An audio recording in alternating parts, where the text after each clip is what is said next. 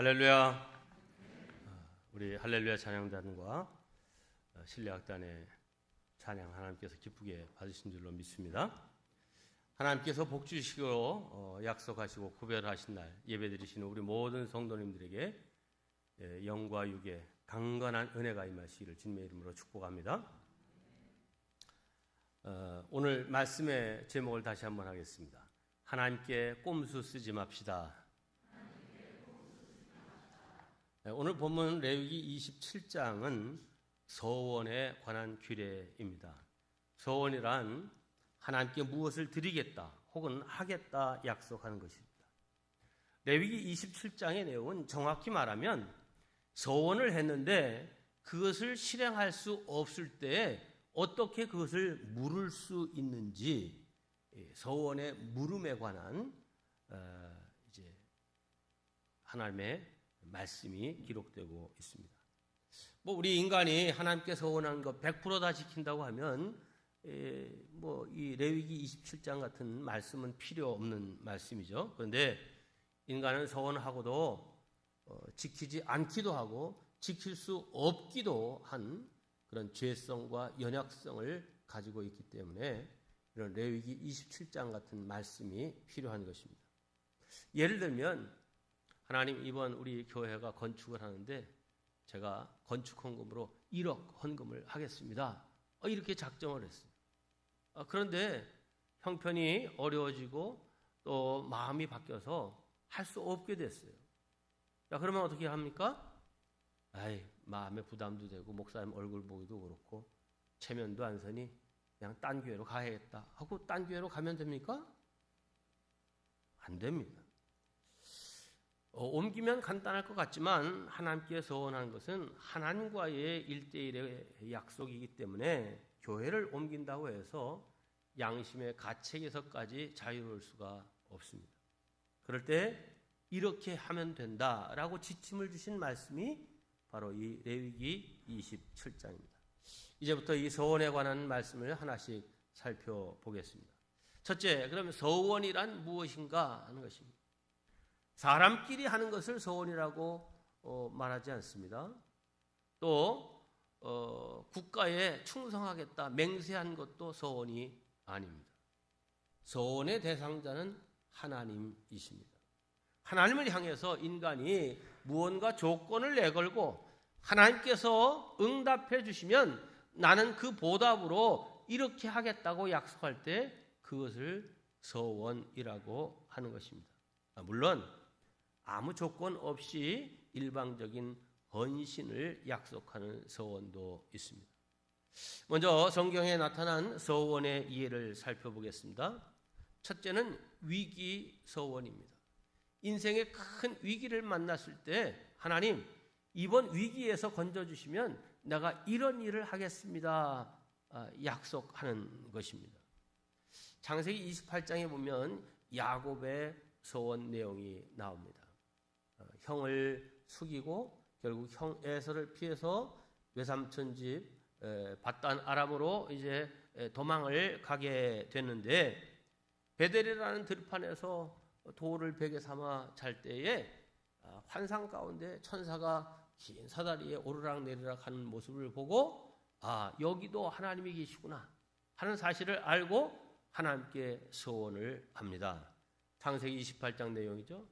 야곱이 서원하여 이르되 하나님이 나와 함께 계셔서 내가 가는 이 길에서 나를 지키시고 먹을 떡과 입을 옷을 주시어 내가 평안히 아버지 집으로 돌아가게 하시오면 세 가지 약속을 합니다. 첫째, 여호와께서 나의 하나님이 되실 것이요. 둘째, 내가 기둥으로 세운 이 돌이 하나님의 집이 될 것이요.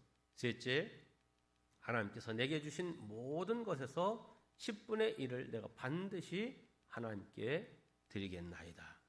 이것이 야곱이 위기 가운데 드린 서원입니다. 사사기 11장에 보면 사사 입다의 서원이 나옵니다. 작년 11월 말에 했던 그 원포인트 설교의 본문이었는데 오늘 입다 한 사람을 두고 하는 것이 아니라 전반적인 서원에 관한 말씀을 레위기 27장에서 하게 되었습니다. 자, 이 입다 그는 참 무시받고 멸시받던 사람인데 이 이스라엘이 어려움을 겪게 되자 입다를 이제 불러 이 암몬과 전쟁을 해서 이기면 너는 우리나라의 아주 그 국방장관 같은 사람으로 세워주마, 이렇게 이스라엘 장로들이 약속을 합니다. 그래서 전쟁을 하러 나감에 있어 그가 서원 기도를 합니다. 이렇게 하죠.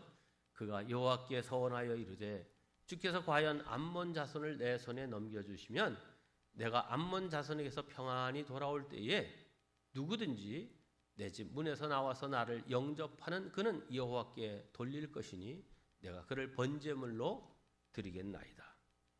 역시 위기 가운데서 드린 서원입니다. 그런데 이런 입다의 서원은 경솔한 서원이었습니다.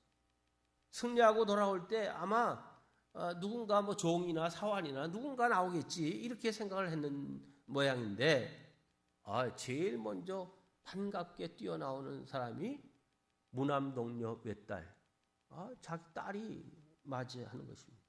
입다는 서원한 대로 자기 딸을 여호와께 바칠 수밖에 없게 되었습니다. 후회했지만 영적으로 무지했던 이 입다, 보석을 통하여서 이 서원을 물을 수 있는 길이 있는데 그걸 알지 못하고 딸을 바치고야 말았습니다. 사람들이 이처럼 위기 시에 서원하고 나중에 후회하는 경우가 참 많습니다. 그러므로 경솔히 서원해서는 결코 안 됩니다. 또 하나는 감사 서원입니다. 간절한 인생의 소원이 있을 때 하나님께서 그 소원에 응답해 주시면 나도 감사해서 이렇게 하겠습니다 하는 소원입니다. 대표적인 예가 한나의 소원입니다. 한나가 이렇게 소원합니다. 소원하여 이르되 만군의 여호와여, 만일 주의 여종의 고통을 돌보시고 나를 기억하사 주의 여종을 잊지 아니하시고 주의 여종에게 아들을 주시면 내가 그의 평생에 그를 여호와께 드리고 삭도를 그의 머리에 대지 아니하겠나이다. 이런 한나의 소원을 하나님께서 기쁘게 생각하시고 응답하셨습니다. 그 결과 사무엘이란 아들이 태어났습니다. 한나가 얼마나 기쁘고 감사했겠습니까? 한나는 사무엘이 젖을 뗀 후에 그를 데리고 성전에 올라와서 이렇게 기도합니다. 한나가 이르되 내 주여, 당신의 사심으로 맹세하나이다. 나는 여기서 내 주 당신 곁에 서서 여호와께 기도하던 여라. 이 아이를 위하여 내가 기도하였더니 내가 구하여 기도한 바를 여호와께서 내게 허락하신지라. 그러므로 나도 그를 여호와께 드리되 그의 평생을 여호와께 드리나이다. 한나는 소원한 대로 사무엘을 성전에 두고 집으로 돌아옵니다. 대단한 결단이었습니다. 서원을 지킨 이 한나에게 하나님은 세 아들과 두 딸을 선물로 주셨습니다. 21절입니다. 여호와께서 한나를 돌보시사 그로 하여금 임신하여 세 아들과 두 딸을 낳게 하셨고 아이 사무엘은 여호와 앞에서 자라니라. 태문이 막혔던 한나였는데 5 남매를 더 사무엘 말고도 주셨습니다. 또 사무엘은 이스라엘의 가장 위대한 사사요, 선지자요, 제사장으로서 이제 역할할 수 있게 되었습니다. 사랑하는 성도 여러분, 서원을 지키면 더 큰 하나님의 축복이 임하게 됨을 믿으시기 바랍니다. 자, 그러면 우리는 이 서원으로 어떤 것을 드릴 수 있습니까? 자기 자신이나 가족, 가축, 집, 토지 이런 것들을 약속의 예물로 드릴 수 있습니다. 그런데 서원에 있어서 가장 중요한 것은 자발성입니다. 강요된 것은 서원이 아닙니다. 협박받아서 할 수 없이 하는 것도 서원이 될 수 없습니다. 부흥 강사가 막 그냥 아주 협박하는 듯이 이렇게 이번에 이 일에 협조 안 하면 여러분 3대가 저주를 받는다. 막 이렇게 무섭게 하는 부흥 강사들도 옛날에는 있었어요. 이거 안 되겠는 걸 이거 큰일 나겠는데 하면서 서원을 했다. 그런 건 무효다 이 말이에요. 자발성에 근거한 서원이라야 하나님 앞에 유효한 서원이 되는 것입니다. 자, 그러면 합법적인 자발적인 서원을 했다고 하면 그 서원을 꼭 갚아야 합니까? 네, 꼭 갚아야 합니다. 오늘 신명기 23장 21절에 이렇게 말합니다. 내 하나님 여호와께 서원하거든 갚기를 더디하지 말라. 내 하나님 여호와께서 반드시 그것을 내게 요구하시리니 더디면 그것이 내게 죄가 될 것이라. 이어 23절 그 파란색만 봅니다. 내가 서원하여 입으로 언약한 대로 행할지니라. 솔로몬이 쓴 전도서에서는 아주 더 이렇게까지 말씀하고 있습니다. 전도서 5장입니다. 내가 하나님께 서원하였거든 갚기를 더디게 하지 말라. 하나님은 우매한 자들을 기뻐하지 아니하시나니 서원한 것을 갚으라. 서원하고 갚지 아니하는 것보다 서원하지 아니하는 것이 더 나으니 내 입으로 내 육체가 범죄하게 하지 말라. 천사 앞에서 내가 서원한 것이 실수라고 말하지 말라. 어찌 하나님께서 내 목소리로 말미암아 진노하사 내 손으로 한 것을 멸하시게 하랴. 그때 내가 서원하긴 했는데 그 실수였습니다. 이런 소리 하지 말라는 것입니다. 여러분, 서원했다면 꼭 갚으시기를 바랍니다. 그런데 서원을 했지만 형편이 어려워져서 혹은 서원의 대상자가 거부해. 하나님, 아들을 주시면 이 아들을 주의 종 삼겠습니다 라고 서원했는데 아들이 아버지, 그건 아버지가 하나님께 한 기도지 나하고 무슨 상관이 있습니까? 나는 그런 기도 한 적도 없고요. 나하고는 다른 인생이에요.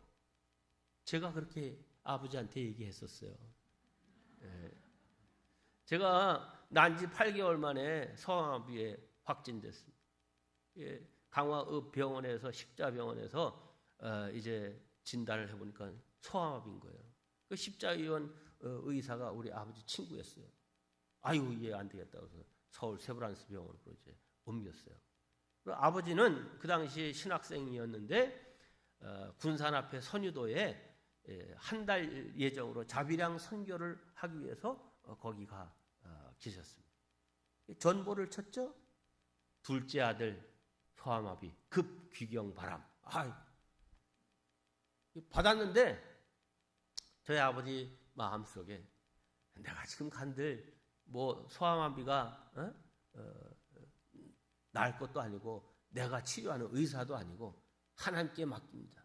하나님, 이 아들 고쳐주시면 주의 종으로 바치겠습니다. 서원하셨어요. 그리고 한 달 만에 이제 딱 병원에 나타나셨는데 간호사 몇 명이 우리 어머니한테 회개를 하더래요.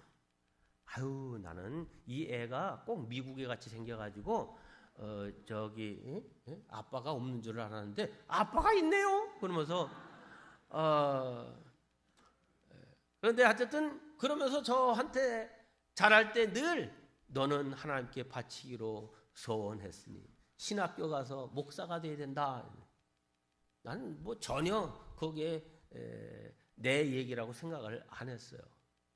우리 고등학교 졸업할 때 담임 선생님이나 교장 선생님도 신학교 가는 걸 그렇게 반대를 했는데 우리 아버님이 그 당시에는 신학교가 다 1차였어요. 저 때까지. 근데 뭐 가서 무조건 떨어지리라 했는데 갔더니 미달이라서 아주 우수한 성적으로 합격을 했어요. 신학교 들어가서 이제 첫 학기에 회개하고 그래, 여기 하나님의 뜻이 있다.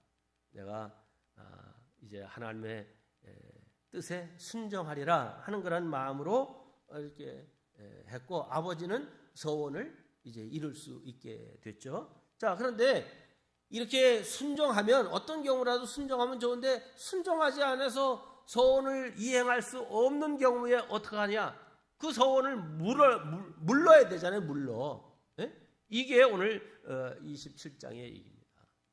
서원의 네 종류에 따라서 각기 규정을 지침을 주고 있습니다. 첫째, 사람을 두고 한 서원의 경우입니다. 네, 나를 드리겠습니다. 아들을 드리겠습니다. 했는데 안 돼. 그럴 경우에는 보석금, 이제 일종의 벌금을 내서 이제 그 서원을 물으라 하는 것입니다. 근데 여기에는 규정이 있습니다. 남자 어른은 50세겔, 많은 돈을 낼 수가 없는 거예요. 그러면 어떡하냐? 율법은 무자비하지 않습니다. 서원한 사람이 그 값을 낼 수 없는 경우에는 이렇게 하라 했어요. 8절입니다.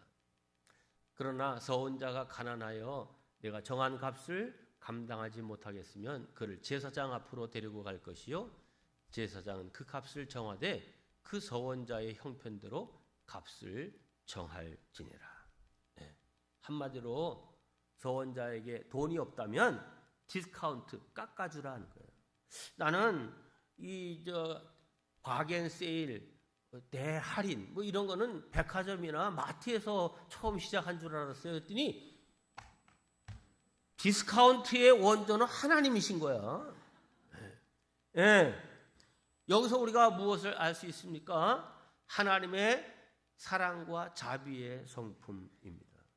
하나님은 할인도 해주시는 하나님입니다.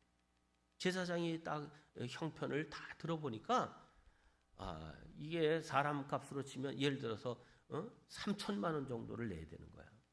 근데 도저히 이렇게 안 되겠다. 그러면 1,000만 원으로 깎을까? 3분의 1만?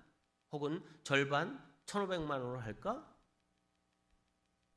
목사님 제 형편 아시잖아요. 그 도저히 안 됩니다. 그러면 이제 제 생각이에요. 그냥 하나님의 몫은 최소한이 10분의 1인 거예요. 하나님의 몫 10분의 1이잖아요. 그러니까 3,000만 원 있으면 그러면 300만 원을 보석금으로 내시오. 이렇게 하면 예, 알겠습니다. 하고 300만 원을 내면 이제 이 사람으로 서원한 것을 물러 그 문제를 해결할 수 있다 하는 것입니다. 여러분, 두 번째는 가축을 하나님께 드리기로 서원한 경우입니다. 하나님께 어떤 가축, 하나님 이번에 송아지 나면 이 송아지는 하나님께 온전히 드리겠습니다. 이렇게 서원을 했다 예를 듭시다. 자, 그러면 그 즉시 그 송아지는 성별된 송아지입니다. 하나님의 것이 되는 겁니다. 자, 그런데 송아지가 태어나가지고선 좀 이게 잘하는데, 이 송아지가 얼마나 정이 들었는지, 예? 잘하면서 이 송아지하고 사람하고 이제 잘 통해요. 지금은 뭐 개나 고양이지만 개나 고양이는 서원의 대상이 아닙니다. 예. 그런데 이제 보니까 정이 들었어요. 그래서 저희 집에서도 옛날에 소 팔 때 보면 소가 팔려가면서 막 울고 그러는 거 보면 너무 마음이 아프더라고. 저도 어렸을 때 보니까.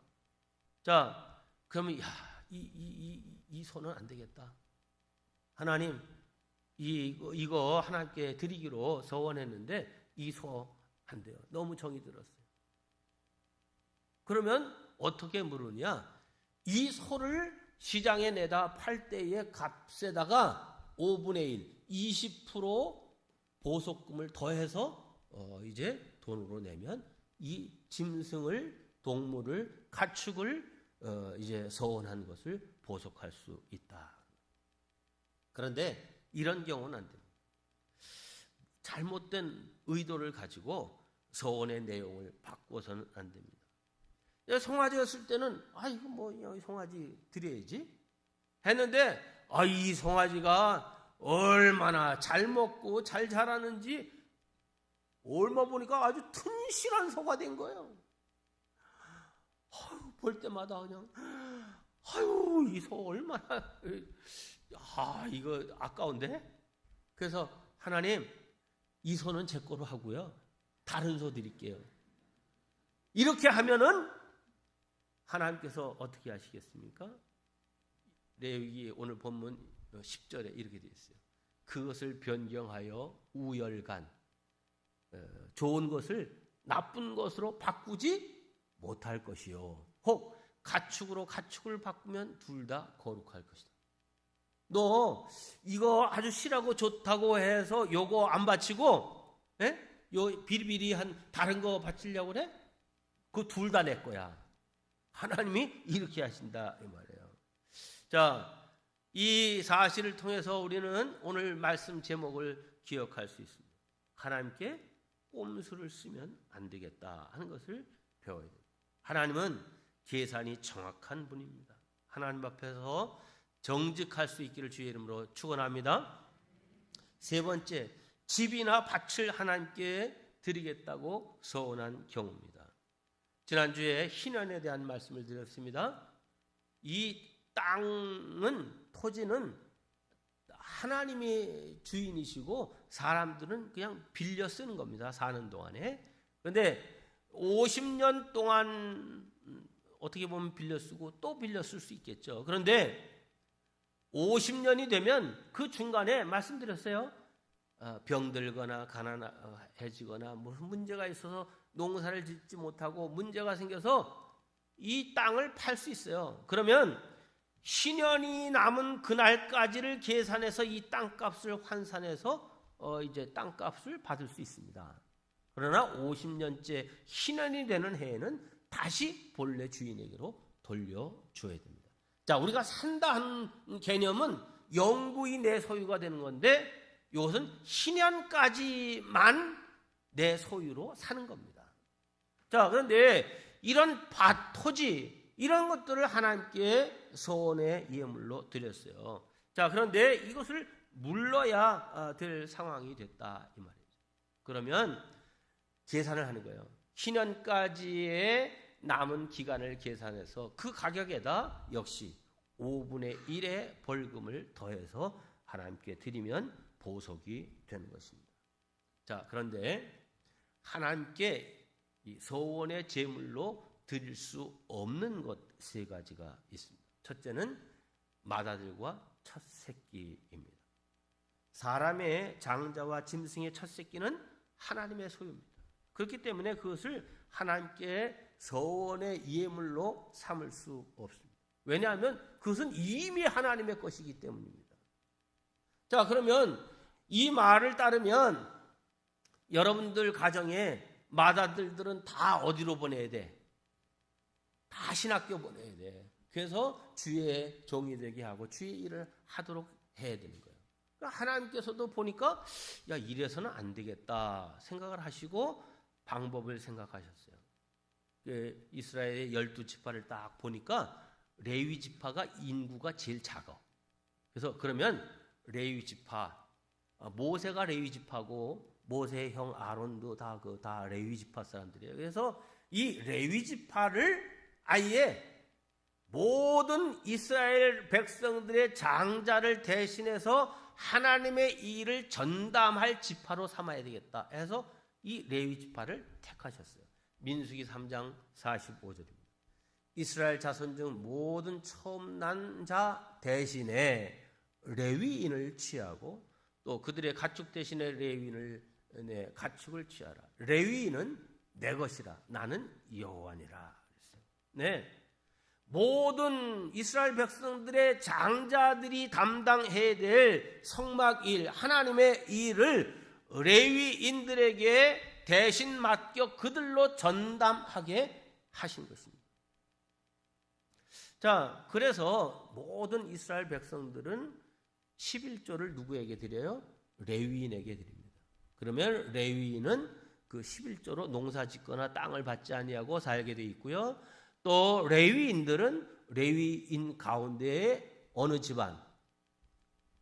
아론 집안이 제사장이 됐잖아요. 그래서 레위 사람들은 아론 집안에게 또 11조를 드려서 아론 집안은 레위인들이 드린 11조로 살게 되어 있습니다. 자, 여기서도 하나님은 계산이 정확한 분이심을 알 수 있는 이야기가 나옵니다.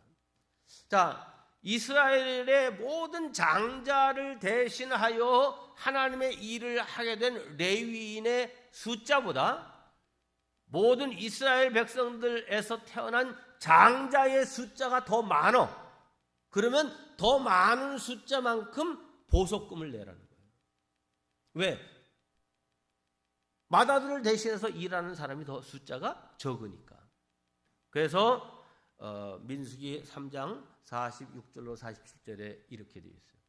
이스라엘 자손의 처음 태어난 자가 레위인보다 273명이 더 많은즉 속전으로 한 사람의 5세겔씩 받되 성소의 세겔로 받으라. 모세가 조사를 해봤더니 레위인이 2만 몇 명이야. 그런데 그 모든 지파에 태어난 장손들, 이제 태어난 지 1년 미만의 장손들을 다 보니까 273명이 더 많은 거예요. 그래서 남자 아이의 보석금은 얼마였죠? 5세겔인 거예요. 그러니까 더 많은 숫자만큼 5세겔씩 속전을 내라, 이렇게 하신 거예요. 자, 하나님은 참 정확하신 분이시다 하는 것을 또 알 수 있습니다. 그러므로 하나님을 만홀히 여기지 말라, 이렇게 말합니다. 하나님을 만홀히 여기지 말라 하는 말은 무슨 말입니까? 하나님께 꼼수 써서 하나님을 속이려고 하지 말라 하는 것입니다. 두 번째, 하나님께서 아예 이건 내 거야 라고 선언하신 물건이나 사람을 두고 소원할 수 없습니다. 구체적인 예는 여호수아가 여리고성을 정복할 때 하나님이 이렇게 지침을 주십니다. 여리고성을 너희들 힘이 아니라 7바퀴 이렇게 하루에 한 번씩 마지막 7바퀴 돌면 이거 다 무너지게 할 거다. 그러면 너희들이 이제 이 성을 차지하게 되는데, 여리고 성 안에 있는 모든 사람과 짐승과 모든 물품들 손대지 마라. 그건 네 거 아니야. 너희들이 정복했다고 너희들의 종이 되거나 너희들의 전리품이 될 수 없어. 다 내 거야. 여기 기생 라합의 가족만 살려두고 다 죽이고 다 불태워라. 근데 이 아간이라고 하는 사람이 딱 들어가서 이렇게 보니까 신할산 외투가 딱인데 기름이 반질반질 흐르는 이 털옷인데 너무 욕심이 나는 거예요. 숨겼어요. 그 집이 부자였던 모양이에요. 은 200세겔, 금 50세겔이 또 있는 거예요. 그것까지 다 갖다가 자기 집 이제 천막 밑에다 감췄어요. 그 결과 아간과 그 가족이 다 불태워지고 아골골짜기에 돌무더기에 묻히게 됩니다. 하나님은 아간에게 왜 이토록 가혹하게 심판하신 걸까요? 그것은 아간이 단순히 도둑질을 한 것이 아니라 하나님께 바쳐야 할 제물을 취하기 때문입니다. 하나님께서 어떤 특정한 것에 대해서 이거는 내 거라고 선언하신 것, 이거 서원의 대상이 될 수 없습니다. 마지막 11조는 서원의 대상이 될 수 없습니다. 왜냐하면 11조 역시 이미 하나님의 것이기 때문에. 그러니까 이런 서원은 안 된다 이 말이에요. 하나님께서 저에게 이러이러한 복을 주시면 저는 하나님께 11조를 드리겠습니다. 이런 서원은 안 된다 이 말이에요. 11조는 당연히 드려야 할 것입니다. 그러면 이런 질문을 하실 분이 있겠죠. 아니 아까 야곱 보니까 그 세 번째 그 서원의 약속이 내 수입의 10분의 1을 하나님께 다 드리겠습니다. 이렇게 서원하지 않았습니까? 하지만 야곱은 율법 이전의 사람이기 때문에 여기에 해당되지 않습니다. 소나 양 같은 가축도 10마리 중에 한 마리는 하나님의 것입니다. 저는요, 양이나 이런 짐승들도 그냥 아무 때나 태어나는 줄 알았어요. 그랬더니 그게 아니더라고요. 양 같은 짐승들은요, 일시에 임신하고 일시에 태어나요. 어떻게 그렇게 될까? 네. 하나님이 기가 막히신 분이에요. 이스라엘 같은 데는 우기와 건기가 뚜렷하고 이 먹을 풀이 있을 때가 한정적이에요. 그러니까 먹을 풀이 있을 때 그때 딱 태어나도록 다 임신케 하시고 그때 태어나서 살게 하세요. 한두 마리가 태어나는 게 아니죠. 그냥 동시에 수백 수천 마리가 태어납니다. 자, 그러면 그 가운데 10마리 중에 한 마리는 항상 하나님의 것입니다. 그러면 이 한 마리를 어떻게 구별하냐? 우리 안에 이제 양들이 있겠죠. 양이나 소 뭐 이런 짐승들이요, 태어나자마자 뭐 이렇게 하면서 벌떡 일어나서 걷기 시작해요. 그러면 이제 우리 안에 놨다가 이제 풀 뜯으러 먹으러 이제 나갈 때 이 입구에, 양 입구에 이렇게 돌 사이에 이렇게 입구 위에 지팡이를 딱 올려놓습니다. 그러면 양들이 지나갈 때 하나, 둘, 셋, 넷, 다, 여, 일곱, 여덟, 아홉, 열 번째 요거는 하나님의 거예요. 거기서 표시를 해요. 요즘은 아주 스프레이로 그냥 휙 뿌리더라고. 그래서 이렇게 지나가요. 그런데 이 목자가 보니까 10번째 지나갈 놈을 보니까 아주 튼실한 놈이 거기 있는 거야. 야, 네가 왜 거기 있니? 하면서 비실비실한 거를 이렇게 딱 끼워가지고서 이제 10번째 지나는 하나님의 것이 시원찮은 게 지나가도록 하면 어떻게 되겠냐? 하나님께서 그냥 속아주시면 좋을 텐데 그러시질 않아요. 오늘 본문 뒷부분이죠. 32절부터 33절입니다. 모든 소나 양의 11조는 목자의 지팡이 아래로 통과하는 것에 10번째 것마다 여호와의 성물이 되리라. 그 우열을 가리거나 바꾸거나 하지 말라. 바꾸면 둘 다 거룩하리니 무르지 못하리라. 무슨 말이에요? 10번째 지나가려고 했던 그 실한 놈과 억지로 끼워놓은 그 놈까지 다 하나님이 껴다 이거예요. 그러니까 하나님은 한마디로 꼼수에 넘어가는 분이 아니시다. 레위기 27장의 주제가 뭡니까? 인간은 하나님 앞에서 꼼수 써서는 안 된다 하는 것입니다. 여러분, 결론에 말씀드립니다. 이 레위기 27장이 레위기의 마침입니다. 마지막 장이에요. 근데 예배와 제사의 책인 이 레위기가 왜 이 서원에 관한 이야기로 그칠까? 그것은 하나님께서 이 서원을 아주 인간이 드리는 고차원적인 예배로 받으신다는 것을 말하기 위함입니다. 서원은 전적으로 자발적으로 드리는 것이고 또 그렇게 자발적으로 한 서원을 하나님께 드리고 그것을 잘 갚는 것에 대해서 하나님은 기뻐하십니다. 그러므로 여러분이 서운한 거 있으면 꼭 갚으시고 정 못 갚을 때에는 목회자와 의논하셔서 서원의 부담에서 벗어나시기를 바랍니다. 그리고 서원을 함부로 하지 말고 신중하게 하시기 바랍니다. 하나님은 서원한 것을 잊어버리지 않는 분입니다. 하나님 앞에서 다 정직하게 살아가는 우리 모두가 되기를 주의 이름으로 축원합니다.